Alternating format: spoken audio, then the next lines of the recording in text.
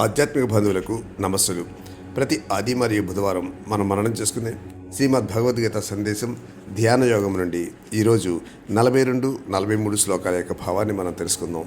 41వ శ్లోకంలో పూర్వజన్మ సంస్కారాలు అతనిలో వెంటనే పనిచేయడం ఆరంభిస్తాయని చెబుతూ 42వ శ్లోకంలో అథవా లేకుంటే యోగినాం ఏవా కులే భవతి ధీమతాం, గొప్ప బుద్ధిమంతులైన యోగుల ఇంట్లో జన్మిస్తాడు.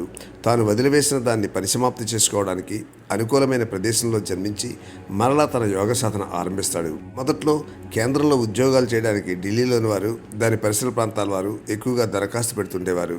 కానీ తర్వాత అన్ని ప్రదేశాల వారు కేంద్ర ఉద్యోగులకు దరఖాస్తులు పెడుతున్నారంటే ఒకరి వల్ల ఒకరు ప్రభావితులు అవుతుంటారని తెలుస్తుంది.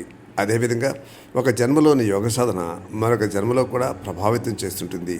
ఏదో శక్తి ఆ మార్గంలోకి లాగుతుంటుంది. దాని మార్గాన్ని కాదు అని చెప్పలేం, అతి దుర్లభతరం. అయితే ఈ విధంగా పొందడం చాలా కష్టం. లోకే జన్మ యథీదృశ్యం, చాలా అరుదుగా ఈ విధంగా సంభవిస్తుంది. అందరూ అలాగే జన్మించరు.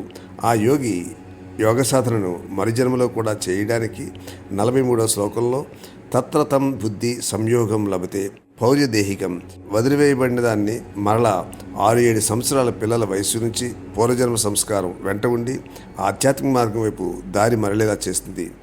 యతతే చ తథా భూయః, అక్కడి నుంచే అతని శ్రమను ఆరంభించి చేస్తుంటాడు. సంసిద్ధౌ కురునందన, సిద్ధిని పొందడానికి ప్రయత్నించుతాడు.